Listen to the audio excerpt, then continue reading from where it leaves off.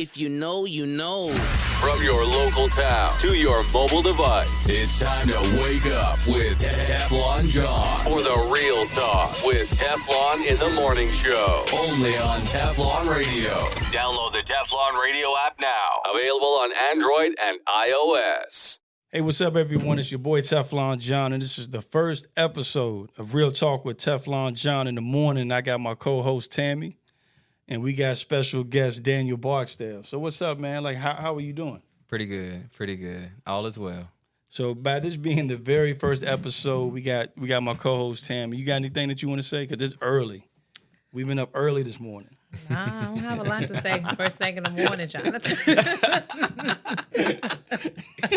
Am I up yet? I'm joking. Nah. All right, so Daniel Barksdale, Lynchburg resident. Yes. All right, so tell me a little bit about your backstory, right? So currently I'm 26 years old, and I am a singer and then also a playwright. So the singing came first, and then the playwriting came second. And I've been singing since I was 5, and then I've been doing plays since I was 16. But born and raised in Lynchburg, Virginia. So yeah, been here all my life. Okay, so Yeah. when you say playwright, like what influenced you to get into plays? Basically, so my uncle, he used to buy these bootleg Tyler Perry DVDs, and I used to always watch them when I was little, so much that I can, like, I guess, know what they're going to say and say it with him or whatever the case might be. And so I was just always interested in how he did his stuff. So I would write like mock plays back then, and basically I just became, got older and I started writing more plays, and they became to get more serious, and then that's kind of how I kind of got into the plays. You did say the plays, right? Yeah, the plays. Yeah. So yeah, and then I wrote a Christmas play because my church had asked for one, and so then from there on I just kept doing them from that point on. So yeah. Okay. Yeah, it's kind of crazy. Yeah.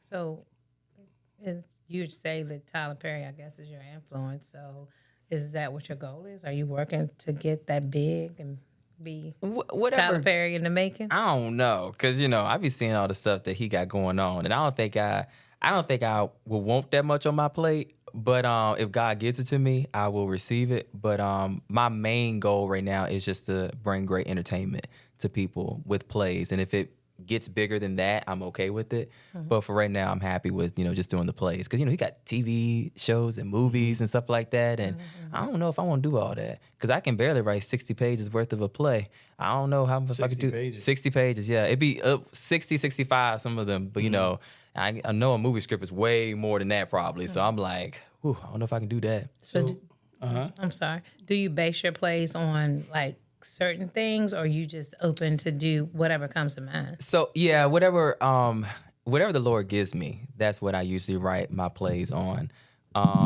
And sometimes, like I said, I can see things and I can be like, okay, that could be something great to write about. You know what I'm saying? If somebody's going through something, I'm like, okay, not to use what they're going through, but I can kind of use that in a way to tell a story about how to get through it. You know what I'm saying?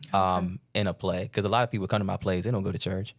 You know what I'm saying? Yeah. But, they are able to find something in the play because of the fact that we're either speaking to them or speaking to a situation they've been through or currently going through. So most of them are Christian-based? Most of them are, yeah. I would actually say all of them are. But I mean, it's not like you're going to church. I think sometimes people, they get that confused because they think that, he sings gospel. So when they come to a show, they're going to be like in church for 2 hours. But it's really not like that, because we turning up in my shows. Okay. Literally. Okay. So... I mean, they be cussing and everything. For real, you know what I'm saying? 'Cause that's how life is. You're not saying God is good all the time. That's you know right. what I'm saying? I didn't say that coming in here. When somebody tried to cut me off the road, Yeah. God forgive me. I feel you. You know what I'm saying? You come back to that. Yeah. You know? So yeah. Yeah, so what do you think, like, what was a play where you seen and you was like, oh, I can do that? Like, do you remember the name of it? It was Addicted. So what happened is that the Christmas play that I did was Meet the McCarters, but I don't consider that as being like my first play. My first play was Meet the McCarters, and then the second play was Addicted. So that was the one, because I looked out, we were at my church doing the show, and they were in the fellowship hall, and the kitchen was like right, I guess, near like the fellowship hall, and I was able to look at the blinds, and I saw the room was like full to capacity, and I was like, wow, and in that moment I was like, this is what I want to do.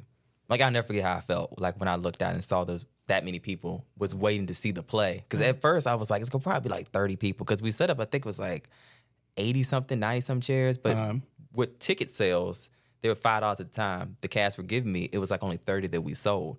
So when I looked out, I'm like, how did all these people come to the show when in my head it's gonna be like 30-something? So from that moment, I was like, this